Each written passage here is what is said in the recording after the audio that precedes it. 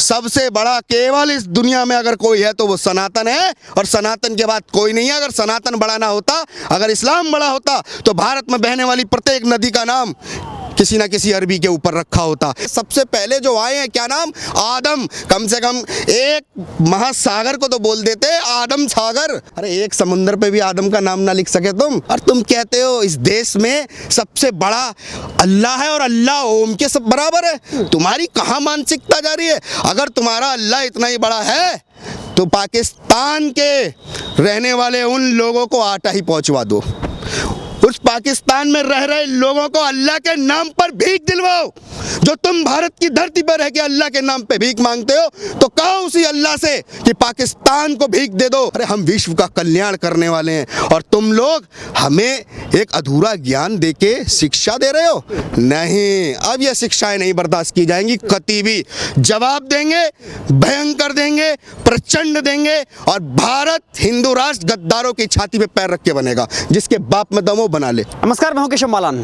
चारों तरफ से हिंदू राष्ट्र की उठती मांगों के बीच सीएम योगी आदित्यनाथ का बड़ा बयान आया है, जिसमें कहा है कि हिंदू राष्ट्र यह देश था, है और रहेगा।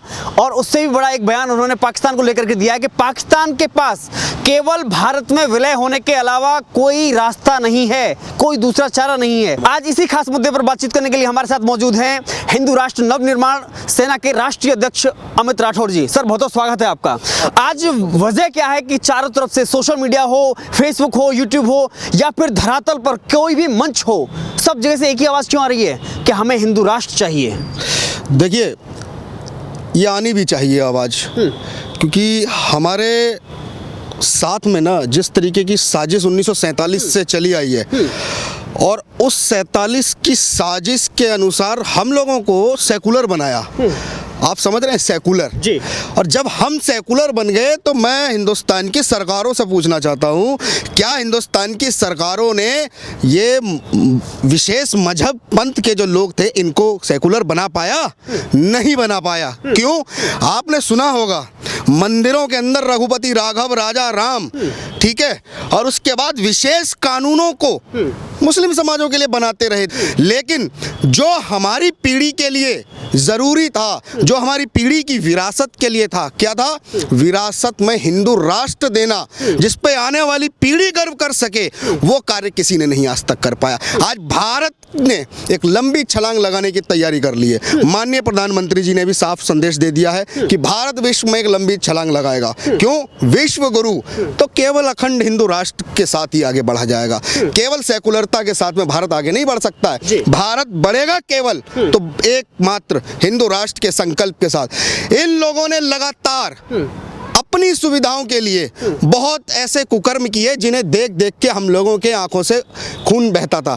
इन लोगों ने केवल देश के अंदर अभिव्यक्ति और आज़ादी गैंग बना बना के हमारे बॉर्डर पे जितने सैनिक बैठे थे ना, उनको पत्थरों से मारने का काम किया। हमारे देश के अंदर नरसंहार किया। भारत के अंदर जितनी सरकारी भूमियां हैं, सब पे लैंड इन्होंने किया, और हम लोग इनको देखते रहे। लेकिन आज भारत के युवाओं ने एक करवट ले ली है, जिसका नाम है संकल्प हिंदू राष्ट्र। और हिंदू राष्ट्र भारत क्यों नहीं बनेगा?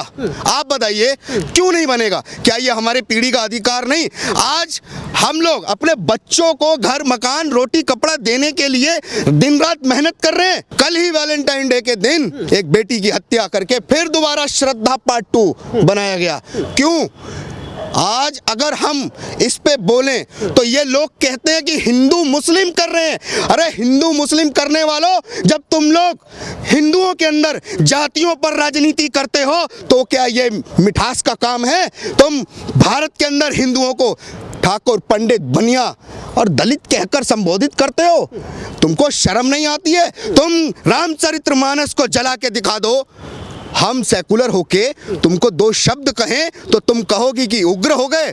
नहीं, इन सब दुष्टों का एक इलाज भारत हिंदू राष्ट्र, जिसका संकल्प हम पीढ़ी के हर प्रत्येक बच्चे को दिलाने का काम करेंगे। प्रत्येक बच्चे को, जिसे रोकने की क्षमता भारत की सरकार में नहीं है। मैं साफ स्पष्ट कहना चाहता हूं, भारत के हिंदू जो बहुसंख्यक हैं इस देश के अंदर, जो भारत की सरकार को चुनकर पार्लियामेंट और राज्यसभा के अंदर बिठा सकते हैं, तो हिंदू राष्ट्र तुम्हारे लिए कोई बड़ी चीज नहीं है। हिंदू राष्ट्र के लिए भारत का सनातनी हिंदू ही खड़ा है। क्यों? सरकारें वही करेंगी जो हिंदू तय करेंगे। इस देश के बहुसंख्यक हम हैं। जब इस देश के अल्पसंख्यकों ने 90% वोट डाल के पाकिस्तान का निर्माण किया, पूर्वी पाकिस्तान का निर्माण किया, और निर्माण के बाद जो नरसंहार हुआ वो पीड़ा आज भी हमारे अंदर है। उन पीड़ाओं को हमारे बच्चों को पढ़ाया तक नहीं गया। उन पीड़ाओं के नाम पर राजनीति करते रहे। इन लोगों ने, इनको पहले से ही डर था कि इनको, ये कांग्रेस जो विपक्ष में बैठी है, ये मुल्ला मौलवी, ये जितने बैठे हैं, इनको पहले से डर था। हिंदू अगर हिंदू बन गया तो इस देश के अंदर इनका कुकर्म सामने आ जाएगा। जो इन्होंने नरसंहार किए हैं, ये कोई नरसंहार कोई नए नहीं है। इनके बाप दादा जो लुटेरे देश के अंदर घुस के करते रहे, आज ये उनकी औलादें देश के अंदर रहकर देश को दीमक की तरह खाने का काम कर रही हैं। और इस दीमक की दवा एक हिंदू राष्ट्र, बागेश्वर धाम की ओर से लिया गया संकल्प, आज भारत के हर हिंदू युवा तैयार खड़ा है संकल्प हिंदू राष्ट्र के साथ आगे बढ़ने के लिए। क्योंकि हमारे बच्चों के भविष्य को तय करना हमारी जिम्मेदारी है। अरे हिंदू रोटी कपड़ा सिलेंडर गैस पेट्रोल नहीं मांग रहा, केवल हिंदू राष्ट्र मांग रहा है। वो हिंदू राष्ट्र जो हमारी पीढ़ी के लिए सुरक्षा कवच है। और उस सुरक्षा कवच को हमारे महाराज शिवाजी ने संकल्प स्वराज के साथ उठाया था, महाराणा प्रताप ने उठाया था, वीर रानी लक्ष्मीबाई ने उठाया था, इस देश के वीरों ने उठाया था। तो हम उसी देश के वीरों की संतान हैं। आप केवल हिंदू राष्ट्र की ओर अग्रसर होंगे, केवल हिंदू राष्ट्र। भारत ये जितने बिलबिलाएंगे, मैं कह रहा हूँ, ये मोदी के आने के समय भी बिलबिलाए थे, मोदी बना प्रधानमंत्री, मोदी को प्रधानमंत्री बनाने वाले हम आज हिंदू राष्ट्र के लिए बिलबिला रहे हैं। याद रखना, जितनी दुआएं मांगनी है मांग लो, जितना बिलबिलाना है बिलबिला लो, हिंदू राष्ट्र तुम ही बनवा के छोड़ोगे। तुम्हारे ही कुकर्म हिंदू राष्ट्र का आगाज पूरी दुनिया में करके देंगे। आज भारत पूरी दुनिया को राहत सामग्री भेजता है। भारत जब कोरोना महामारी आती है, पूरी दुनिया को दवाई फ्री में बांटता है। ये भिखारी 65 करोड़ हमसे दान में लेके आज भिखारी बने बैठे पाकिस्तान के। अरे देख लो, भारत में रहने वाले गद्दारों, तुम्हारे अब्बा ने एक हाथ में 65 करोड़ और एक हाथ में तिरपाल लेके जब 47 में नरसंहार के ऊपर जो बंटवारा किया था, आज भूखे मर रहे हैं, आटे के लिए तरस रहे हैं। देश के अंदर भूखमरी आ गई है। और तुम कहते हो इस देश में सबसे बड़ा अल्लाह है और अल्लाह ओम के सब बराबर है। तुम्हारी कहाँ मानसिकता जा रही है? अगर तुम्हारा अल्लाह इतना ही बड़ा है तो पाकिस्तान के रहने वाले उन लोगों को आटा ही पहुंचवा दो। उस पाकिस्तान में रह रहे लोगों को अल्लाह के नाम पर भीख दिलवाओ। जो तुम भारत की धरती पर रह के अल्लाह के नाम पे भीख मांगते हो, तो कहो उसी अल्लाह से कि पाकिस्तान को भीख दे दो जो आज भूखों मर रहा है। आज भूकंप में सबसे पहले भारत खड़ा हुआ। क्यों? हम लोग वसुधैव कुटुंबकम के साथ पूरे भारत, पूरी दुनिया को संदेश देते हैं। हमारे मंदिरों में जब भी पूजा पाठ खत्म होता है, हम लोग एक बात कहते हैं, विश्व का कल्याण हो। अरे हम विश्व का कल्याण करने वाले हैं और तुम लोग हमें एक अधूरा ज्ञान देके शिक्षा दे रहे हो। नहीं, अब ये शिक्षाएं नहीं बर्दाश्त की जाएंगी। कति भी जवाब देंगे, भयंकर देंगे, प्रचंड देंगे। और भारत हिंदू राष्ट्र गद्दारों की छाती पे पैर रख के बनेगा। जिसके बाप में दमो बना ले। देखिए, एक और बात है, सीएम योगी आदित्यनाथ की आवाज में आवाज मिलाते हुए बागेश्वर सरकार ने भी ऐलान कर दिया है, हिंदू राष्ट्र था, है और रहेगा, हमें किसी से मांगने की कोई जरूरत नहीं। बिल्कुल, देखिए, सीएम योगी और बागेश्वर धाम जी ने अभी फिलहाल में जिन वक्तव्यों को रखा, भारत के युवा पिछले 10 साल से उद्घोष कर रहे हैं, संकल्प हिंदू राष्ट्र के साथ आगे बढ़ रहे हैं। यह संकल्प हिंदू राष्ट्र का उस दिन हम लोगों ने लिया था जिस समय हमने नारा दिया था, राम लला हम आएंगे, मंदिर वहीं बनाएंगे। आज फिर कह रहे हैं, राम लला फिर आएंगे, आपके मंदिर पे भगवा ध्वज लगाकर हिंदू राष्ट्र का ऐलान करेंगे। क्यों? भारत का उदय हो चुका है। जो नेपाल से आए पत्थर है ना, वो पत्थर नहीं है, वो साक्षात हमारे प्रभु श्री राम है। जो लोग वीडियो बना बना के डाल रहे हैं ना, मैं देख रहा हूँ सबको कि ये देखो ये पत्थर जा रहे हैं और ये हमारी शहीद बाबरी के ऊपर रखे जाएंगे। भड़वो, तुम्हारे छाती पे भी धरने पड़ेंगे तो भी धरेंगे। बाबर इस देश में ना था, ना होगा, ना रहने देंगे। ये देश महाराणा प्रताप के बच्चों का है। ये देश, इस देश में जिन्होंने बलिदान दिया उनका है। तुम्हारे अब्बा ने बलिदान के बदले में पाकिस्तान लिया, बलिदान के बदले में पूर्वी पाकिस्तान लिया। तो जाओ अपने उन अब्बाओं के पास और मांगो।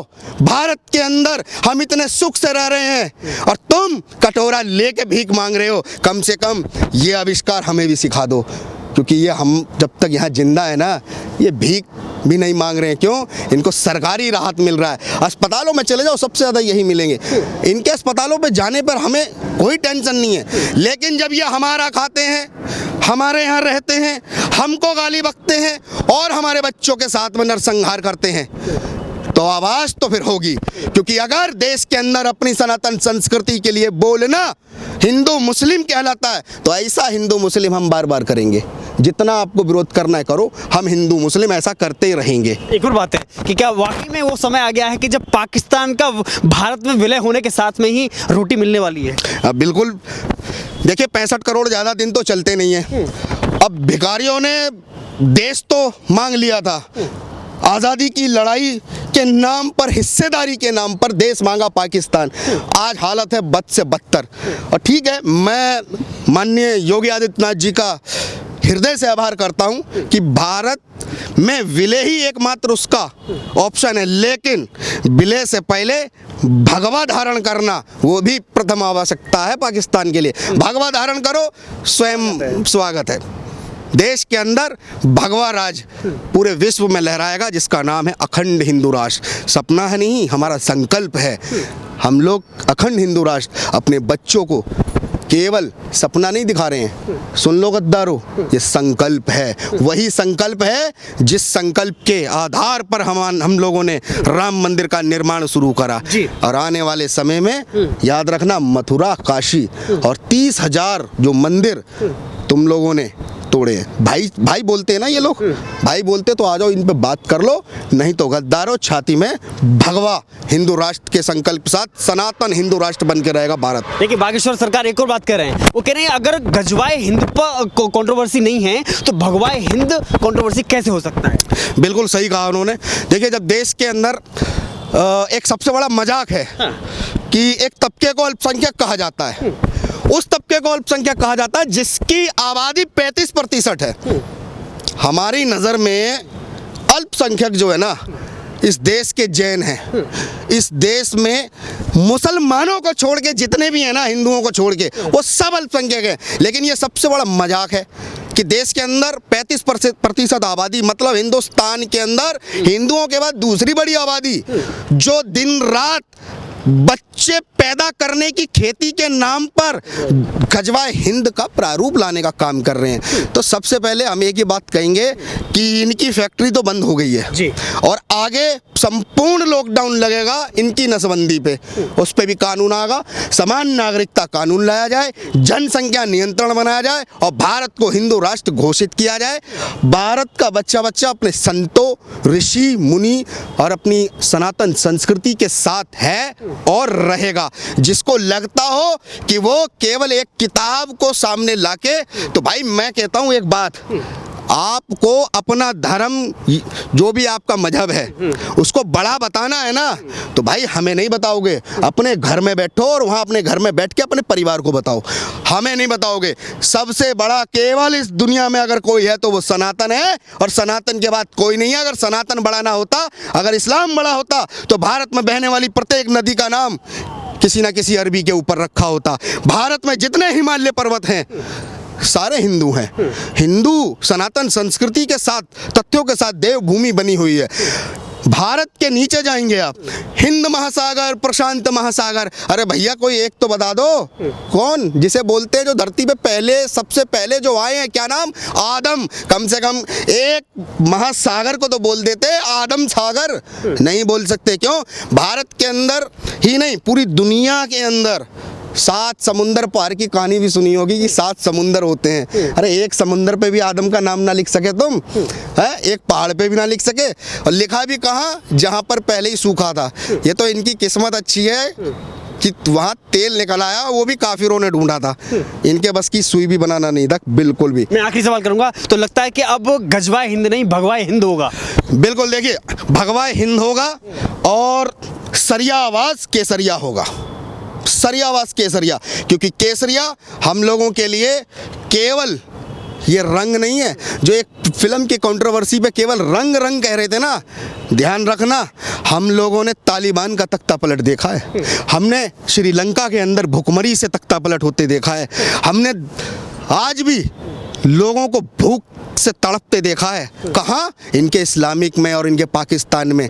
हम भारत के अंदर वो सब नहीं होने देंगे। याद रखना, चुपचाप सरकारी राशन पे जी रहे हो जी लो, अगर ज़्यादा उंगली करोगे तो ध्यान रखना कायदे में रहना सीख जाओ, नहीं तो फायदे में सीधा पाकिस्तान भेजे जाओगे। वहाँ पर आपको आटा पानी सब मिलेगा, लेकिन वहाँ के दामों पर, और खूब विरोध करना।